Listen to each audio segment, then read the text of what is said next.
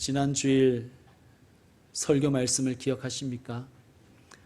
이스라엘은 가나안 족속을 쫓아내지 못한 것일까요? 쫓아내지 않은 것일까요?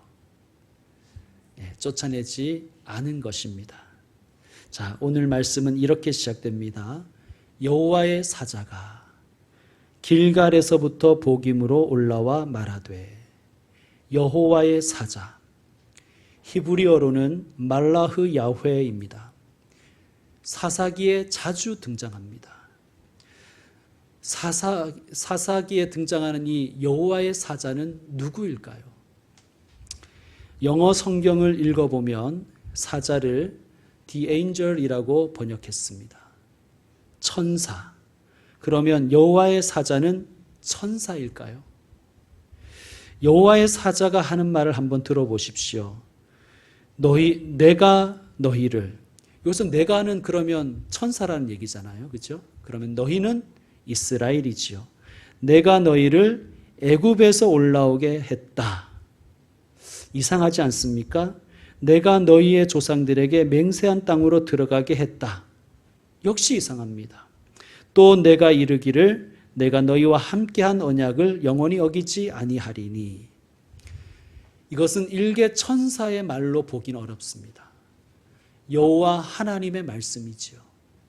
그러므로 여호와의 사자란 일개 천사가 아니라 하나님의 메신저이자 메시지 그 자체이신 분이신 것을 알 수 있습니다. 요한복음 1장 1절 말씀을 보시면 태초에 말씀이 계시니라. 이 말씀이 하나님과 함께 계셨으니 이 말씀은 곧 하나님이시니라. 아멘. 이 말씀은 곧 예수 그리스도요. 예수 그리스도는 곧 하나님이십니다. 메신저이자 동시에 메시지 그 자체의 역할을 하실 분은 말씀이신 성자 하나님이 가장 적합하지 않겠습니까? 그러므로 말라흐 야훼는 구약에 현현하신 성자 하나님이십니다. 여호와의 사자가 어디에서부터 왔다고 말씀합니까? 길갈에서부터. 여호와의 사자가 길갈에 산다는 얘기는 아니겠지요.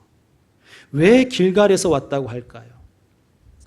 우리는 어떤 장소를 이야기할 때 그 장소는 단지 공간을 넘어서 장소가 가지는 메시지가 있기 때문입니다.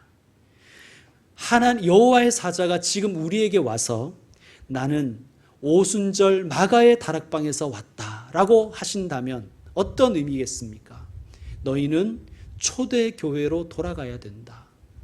초대교회 정신을 회복하라는 그런 메시지이겠지요. 지금으로부터 114년 전 1907년에 평양에서 대부흥운동이 있었습니다. 여호와의 사자가 오셔서 나는 평양 장대현 교회에서 왔다라고 하신다면 어떤 의미일까요? 회개와 부흥을 통하여 한국 교회를 갱신하라는 뜻이겠지요.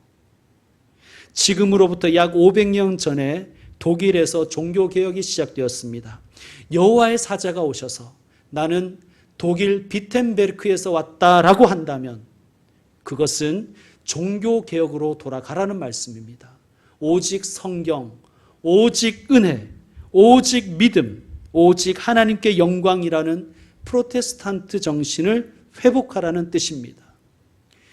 길갈에서 왔다는 것은 길갈로 돌아가라는 뜻입니다. 길갈에서 있었던 일을 기억하고 길갈을 회복하라는 뜻입니다. 이 길갈이라는 것은 그러므로 물리적 공간으로 보기보다는 길갈이 지니는 메시지라고 우리는 봐야 될 것입니다. 길갈이란 곳은 이스라엘이 요단강을 건넌 후에 처음으로 발을 내디딘 가나안 땅입니다. 하나님의 은혜로 요단강을 건넜습니다. 하나님의 능력으로 요단강을 건넜습니다. 그래서 이스라엘은 요단강 가운데서 각 지파에 하나씩 12개의 돌을 가져다가 길갈에 쌓았습니다. 하나님과 하나님이 하신 일을 기념하기 위해서 길갈에 기념의 돌무더기를 세운 거예요. 자, 우리 여호수아서로 한번 가겠습니다. 사사기 바로 앞에가 여호수아서입니다. 여호수아서 5장으로 한번 가시겠습니다. 여호수아서 5장 325쪽입니다. 여호수아서 5장 1절을 제가 먼저 읽겠습니다. 요단 서쪽의 아모리 사람의 모든 왕들과 해변의 가나안 사람의 모든 왕들이 여호와께서 요단물을 이스라엘 자손들 앞에서 말리시고 우리를 건너게 하셨음을 듣고 마음이 녹았고 이스라엘 자손들 때문에 정신을 잃었더라. 아멘. 요단 서쪽은 요단강을 건너와서 도달한 가나안 땅을 얘기하는 거예요. 가나안 땅의 왕들과 사람들이 이스라엘이 요단강을 건넜다는 이야기를 듣고 또 그들의 신인 여호와께서 능력을 베푸셔서 요단강을 마르게 하셔서 건넜다는 이야기를 듣고는 어떻게 되었습니까?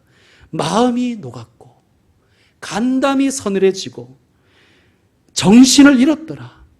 정신이 혼미해졌다는 얘기예요.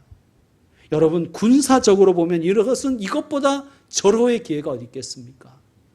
그러면 이때 무슨 명령이 떨어져야 됩니까? 자, 칼을 들어라. 돌격 앞으로 하면 아마 적들은 혼비백산했을 것입니다. 그런데 엉뚱한 명령을 하나님은 하십니다. 여러분 2절, 여호수아서 5장 2절을 읽어주세요. 시작.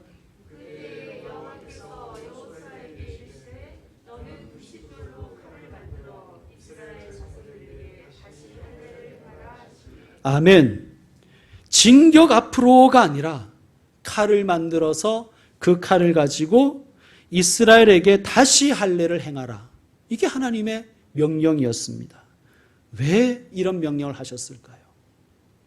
하나님은 다시 가르쳐 주시는 거예요. 이 가나안 전쟁은 군사의 숫자로 싸우는 전쟁이 아니다. 무기의 성능으로 혹은 전략 전술로 혹은 이스라엘이 가진 전투력으로 싸우는 싸움이 아니라는 것을 할례를 받음으로 명심하라는 거예요. 이스라엘이 싸워야 할 싸움은 순종의 싸움이요 거룩의 싸움입니다. 할례라는 것은 남성의 생식기의 끝을 자르는 것이죠. 이건 어떤 의미냐 하면 나는 이제 더 이상 아담의 후손이 아닙니다. 나는 이제 더 이상 아담의 혈통이 아닙니다. 믿음의 조상 아브라함과 같이 하나님과 언약 관계 속에 있는 믿음의 자손입니다 라는 것을 선포하는 거예요. 그리고 이 할례는 이런 의미가 있습니다. 이제 나는 과거와 다른 삶을 살겠습니다. 이방인들과 구별되는 삶을 살겠습니다 라는 신앙 고백이 할례입니다. 우리 여호수아서 5장 3절에서 9절을 교독으로 읽겠습니다. 제가 3절 읽습니다. 여호수아가 부싯돌로 칼을 만들어 할례산에서 이스라엘 자손들에게 할례를 행하니라.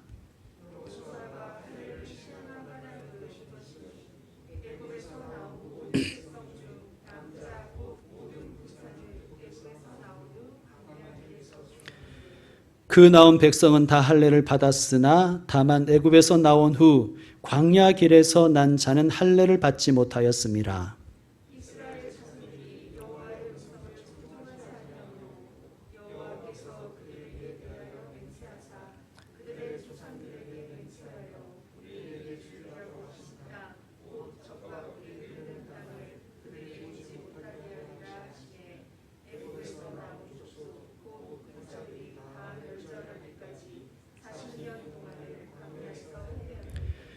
그들의 대를 잇게 하신 이 자손에게 여호수아가 할례를 행하였으니 길에서는 그들에게 할례를 행하지 못하였으므로 할례 없는 자가 되었음이었더라.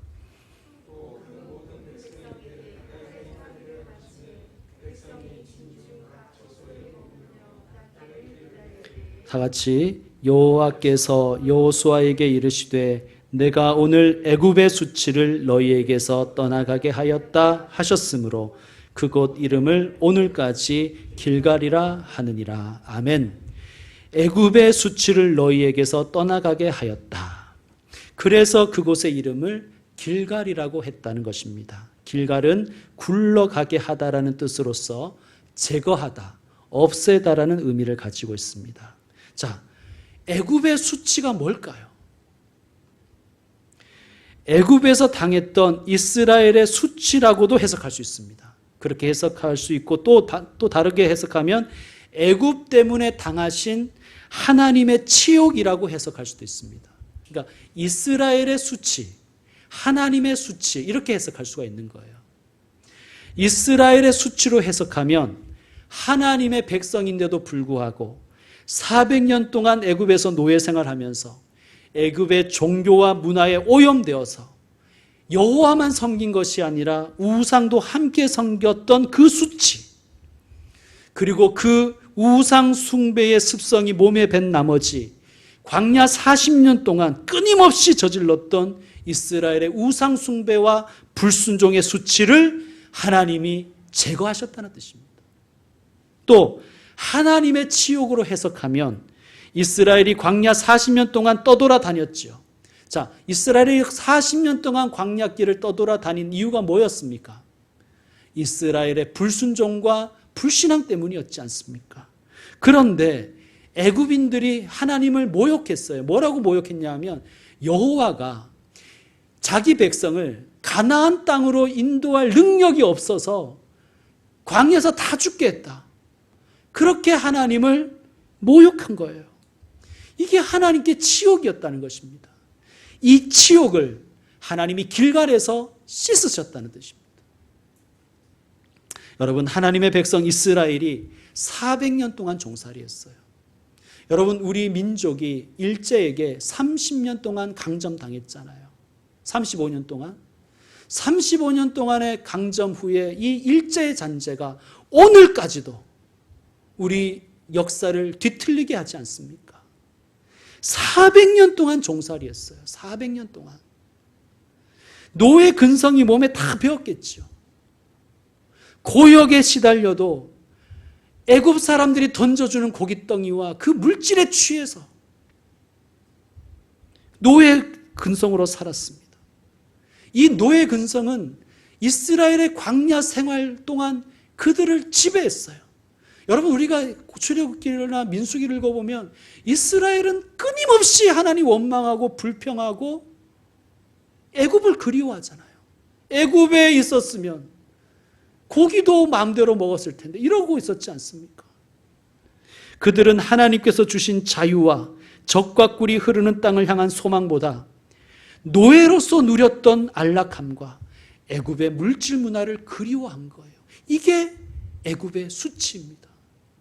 눈으로 보이는 것만 믿고 눈에 보이지 않는 하나님의 약속은 믿지 못합니다. 애굽의 수치인 거예요. 자신들은 메뚜기 같다고 했던 거예요. 아, 우리는 메뚜기 같네. 여러분, 부모로서 자식이 자신을 비하하는 소리를 들으면 마음이 찢어지지 않습니까? 이게 애굽의 수치였던 거예요. 애굽의 수치는 노예 근성, 물질 제일주의에 따른 우상 숭배였고 이는 광야에서 불신앙과 불순종으로 드러났습니다. 그래서 이 애굽의 수치 때문에 출애굽 1세대는 다 광야에서 죽어버렸습니다. 그러나 이제 하나님께서 이스라엘과 길갈에서 새 언약을 맺으심으로 애굽의 수치는 하나님과 이스라엘 사이에서 제거되었습니다. 하나님은 새로운 출발을 하길 원하시는 거예요. 하나님은 이스라엘이 새로운 세대로서 새로운 시작하기를 원하셨습니다. 이를 위해서 10절에서 12절을 보시면 하나님 유월절을 지키게 하십니다. 여러분, 유월절 어떤 절기입니까? 해방절이죠. 자, 오늘은 광복절입니다. 같은 의미 아닙니까? 노예에서 해방되었음을, 종에서 자유인 되었음을 기념하는 절기가 유월절이요 광복절입니다. 애굽의 수치에서의 해방을 하나님은 기념하게 하셨습니다. 너는 해방되었다. 너는 자유인이다. 너는 하나님의 백성이다. 너의 정체성을 기억하라. 다시는 노예처럼 살지 말아라. 다시는 우상의 종이 되지 말아라. 다시는 우상에게 끌려다니는 삶을 살지 말아라. 그리고 광야 40년 동안 하나님이 내리셨던 만나가 중지됩니다. 그리고 가나안 땅의 소출을 먹기 시작합니다. 이 역시 새로운 시작을 하라는 뜻이겠지요. 자, 다시 오늘 사사기 말씀, 사사기 2장으로 넘어와서요. 이 길갈에서부터 여호와의 사자가 올라와서 말씀한 거예요. 새로운 출발, 새로운 시작. 너희는 어떠했느냐? 이스라엘의 성적표를 들이미시는 거예요. 2절 말씀 여러분 읽어주십시오. 2절 말씀 시작.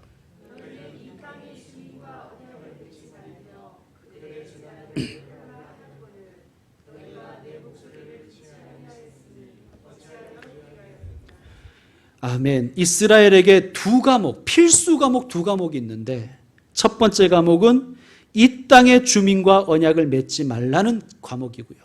두 번째 수업은 그들의 제안을 헐라는 수업이었는데 이스라엘은 이 두 필수 과목에 다 낙제해버린 거예요. 하나님은 이스라엘이 가나안의 종교와 풍습과 문화에 전염되기를 원치 않으셨습니다. 이를 위해서 그 어떤 명분으로라도 가나안 사람들이 이 땅에 계속 살게 하는 그런 언약을 맺어서는 안 되는 것이에요. 왜냐하면요, 고대인들에게 있어서 종교라는 것은 때려야 해도 뗄 수 없는 관계이기 때문입니다. 우리 현대인에게 있어서 종교라는 것은 어떻게 보면 액세서리 같고 자기가 취사 선택하는 것 같은 느낌을 좀 주지만 고대인들은 그렇지 않았어요. 모든 삶이 종교와 밀접하게 연결되어 있는 거예요. 그래서 그들의 제단을 헌다는 것은 가나안 족속을 몰아내는 것입니다. 그 문화를 말살하는 것입니다. 그런데 이스라엘은 불순종하지요. 지난 주일에도 말씀드렸지만 이스라엘이 광야 생활하다가 가나안 땅에 탁 들어와 보니까 제단을 헐고 싶지가 않은 거예요. 그들을 쫓아내고 싶지 않은 거예요. 왜냐하면 가나안 사람들은 너무 재밌게 사는 거예요. 너무 화려하게 사는 거예요. 집도 최소한 50평, 방 4개. 차는 전부 다 막 외제차만 끌고 다니고. 저들의 문화를 같이 누리고 싶은 거예요. 그들을 쫓아내고 싶지 않은 거예요. 이게 행복이지. 야, 이게 사람 사는 거 아니냐 이게. 여호와면 어떻고 바알이면 어때? 복 주는 신이 장땡이지. 둘 다 섬기자. 그냥 둘 다 섬기자. 그래서 그들은 가나안 사람들을 쫓아내지 않습니다. 가나안의 제단들도 헐어버리지 않습니다. 그런데 여기에 대해서 여호와의 사자가 아주 강력하게 경고합니다. 그러므로 내가 또 말하기를 내가 그들을 너희 앞에서 쫓아내지 아니하리니. 아멘. 성도 여러분, 우리가 하지 않으면 하나님도 하지 않으십니다. 여러분, 공부는 누가 해야 됩니까? 공부는 선생님이 해야 되죠? 천만에요. 공부는 학생이 해야 되는 거예요. 지는 하지 않으면서 선생님 탓만 하는 것, 그건 바른 학생이 아니죠. 아무리 훌륭한 스승이라도 공부를 대신해 주지는 않습니다. 제 짧은 목회 기간이 있지만 돌아보니까요, 복받을 짓을 하는 사람이 복을 받더라고요. 대부분의 성도들이 복받는 방법을 몰라서 못 받는 게 아니더라고요. 알고 있습니다. 기가 막히게 알고 있어요. 그러면 왜 복을 못 받는가? 알면서 안 하는 거예요. 알면서 하기 싫은 거예요. 복받을 짓을 안 하니까 복을 못 받는 거예요. 그러니까 사실은 복을 안 받기로 작정한 것과 같은 것입니다. 하나님이 그냥 마음대로 하시는 게 아니라 우리가 하지 않으면 하나님도 안 하시는 거예요. 여러분, 이게 경고로 들려야 됩니다. 쫓아낼 수 없었던 것이 아니었잖아요. 사실은 쫓아내기가 싫었습니다. 같이 누리고 같이 즐기고 싶었습니다. 우리도 마찬가지 아닙니까? 예수님 믿지만 예수님 때문에 세상 즐거움 포기하기 싫잖아요. 예수님 이용해서 세상 사람보다 하나라도 더 가지고 싶은 게 우리의 심리 아닙니까? 세상 사람들처럼 폼나게 살고 싶은 거예요. 웰빙하면서 가오잡고 죄를 물리치는 거냐? 오히려 죄가 주는 즐거움을 즐기고 싶은 거예요. 여러분, 세상이 주는 즐거움 있잖아요. 세상의 죄가 주는 즐거움 끊어내기가 힘들잖아요. 계속해서 여호와의 사자는 경고합니다. 그들이 너희 옆구리의 가시가 될 것이며 그들의 신들이 너희에게 올무가 되리라. 너희가 쫓아내지 않은 그 가나안 족속은 너희 옆구리에 박힌 가시가 될 것이다. 너희가 지금은 그들을 종으로 부리면서 희희낙낙하고 있겠지만 앞으로 머지않아 그들 때문에 너희는 피눈물을 쏟을 것이다. 너희가 즐기고 있는 그 가나안의 우상들은 마치 들짐승을 포획하는 덕과 같아 눈에 보이는 것만 보면서 한 발 한 발 들어가는 너희를 콱 올마매를 버릴 것. 올마매는 올무가 될 것이다. 하나님의 경고입니다. 자, 이렇게 여호와의 사자가 슬픈 예언을 하는 것은 이스라엘의 반응을 기대하는 것이죠. 여호와의 사자가 기대한 반응은 무엇이었을까요, 여러분? 회개하는 것입니다. 자, 그런데 이스라엘은 어떻게 반응합니까? 4절 말씀을 보시면 여호와의 사자가 하신 말씀을 듣고 백성이 소리 높여 웁니다. 통곡했다는 말씀입니다.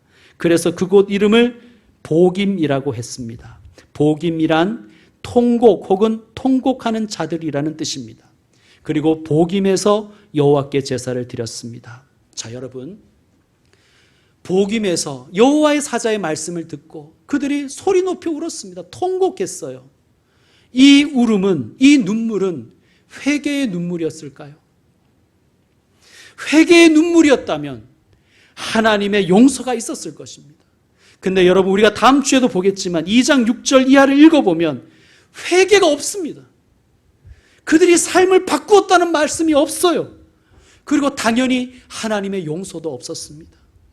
성도 여러분, 이스라엘에게 필요한 것은 통곡이 아니라 철저한 회개와 약속의 준수였습니다. 최소한 새로운 결단이라도 했어야 됩니다. 아, 우리가 왜 그랬을까? 우리가 왜 낙제했을까? 지금이라도 고쳐보자. 지금이라도 바꿔보자. 그렇게 한 것이 아니라 그들은 엉엉 우는 거예요. 우린 가나안 족속과 같이 살고 싶은데 왜 하나님은 안 된다고 하시나? 엉엉 우는 거예요. 나도 저들처럼 좀 살고 싶은데 왜 하나님은 안 된다고만 하시나? 엉엉 우는 거예요. 어떤 사람이 귀가 안 들려서 병원에 갔습니다. 환자가 의사 선생님께 얘기하는 거예요. 선생님, 귀가 너무 안 들려서 집사람이 옆에서 방구를 껴도 못 듣겠어요. 의사 선생님이 얘기합니다. 수술 받아야 됩니다. 환자가 얘기하는 거예요. 수술 싫어요. 수술 안 받을 거예요. 그냥 내 마누라 방귀 소리만 더 커지게 해주세요. 물론 우스갯소리겠지만 여러분, 아파도 수술 받아야 낫지요. 아파도 치료해야 되는 거예요. 이스라엘 백성은 아파도 눈 질끈 감고 두 주먹 불끈 쥐고 이를 악물고 삶을 고치려고 했어야 됩니다. 그러나 이스라엘은 가나안의 풍습 버리기 싫은 거예요. 가나안 사람들이 누리는 그 풍요 포기하기가 싫은 거예요. 아이가 위험한 것을 들고 막 장난을 치니까 엄마가 그거 내놓으라고 무섭게 야단을 칩니다. 너 안 주면 엄마가 맴매한다. 그런데 그때부터 아이는 우는 거예요. 이걸 뒤로 감추고 안 뺏기려고, 엄마 뺏어갈까 봐 엉엉 울면서 뺏지 말라고. 여러분, 이거 회개의 눈물이 아니잖아요. 이건 내놓기 싫어서 우는 거예요. 이스라엘이 그렇게 우는 거예요. 설교 듣고 눈물이 왈칵 쏟아졌다면 삶으로 이어져야 되지요. 결단으로 이어져야 되지요. 행동이 달라져야 되지요. 그렇지 않으면 회개의 눈물이 아니라 고치고 싶지 않아서 흘리는 눈물인 거예요. 사실은. 복임에서의 눈물은 회개의 눈물이 아니었습니다. 복임의 제사는 하나님께로 돌아가기 위한 제사가 아니었어요. 복임에서 드린 제사는 진노하신 하나님을 달래려는 그런 제사인 거예요. 이거는 가난한 사람들의 제사인 거예요. 신을 달래야 된다. 여러분, 하나님은 인격적인 분이십니다. 하나님은 달래야 하는 우상이 아니에요. 오늘 우리가 드리는 예배도 만약에 회개가 없고 다짐이 없고 새로운 변화가 없다면 하나님을 달래보려는 푸닥거리와 다를 것이 없습니다. 성도 여러분, 설교를 듣거나 성경을 공부하거나 혹은 영적으로 좋은 책을 읽었을 때 가슴이 아프고 눈물이 날 때가 있지요. 왜 웁니까? 우리는 왜 웁니까? 회개의 눈물이어야 됩니다. 그런데 하나님의 뜻을 깨달았는데 그렇게 살지 못하는 자신이 안타까워 흘리는 눈물이 아니라 하나님의 말씀을 알아버리니까 속상한 거예요. 나보고 세상 것 다 가지지 말라는 거 아니냐.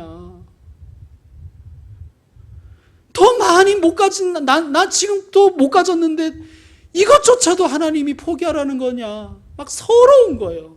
서러운 거예요. 세상 것 버리기 아까워서 막 욕심이 나는 거예요. 여러분, 그런 눈물이면요, 복임의 눈물이에요.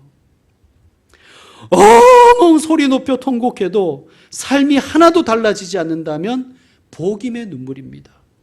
하나님의 나라를 위한 헌신의 결단이 없는, 그저 하나님과 세상의 양다리 걸치고 사는 내 이 양심의 가책을 조금이라도 덜려고 하나님 달래보려고 하는 예배라면 그건 복임의 제사입니다. 하나님, 저는 왜 이럴까요? 왜 이것밖에 안 될까요? 하나님, 저 좀 고쳐주세요. 하나님, 저 새롭게 살아볼게요. 이것이 길갈의 눈물입니다. 길갈의 예배를 드렸으면 좋겠습니다. 복임의 눈물이 아닌 길갈의 눈물을, 복임의 제사가 아닌 길갈의 예배를 주님께 드리는 저와 여러분 되기를 축원합니다. 이제 말씀 마무리하겠습니다. 우리는 죄와 사망에서 예수님께서 십자가로 만드신 생명 다리를 건너 하나님의 은혜와 자유의 나라로 건너왔습니다. 이것을 구원이라고 하는 거예요. 오직 예수 그리스도의 은혜로 구원받은 우리에게는 사명이 있어요. 무슨 사명입니까? 하나님의 자녀답게 살아가는 사명이에요. 우리의 눈물과 우리의 예배는 이 사명에 대한 다짐이어야 됩니다. 실천이어야 됩니다. 아니면 회개라도 있어야 됩니다. 사랑하는 성도 여러분, 복임의 울음이 아닌 길갈의 눈물을 흘리십시다. 복임의 제사가 아닌 길갈의 예배를 드리는 귀한 하나님의 아들, 딸 되시는 분들 되시기를 축원드립니다. 기도하겠습니다. 아버지,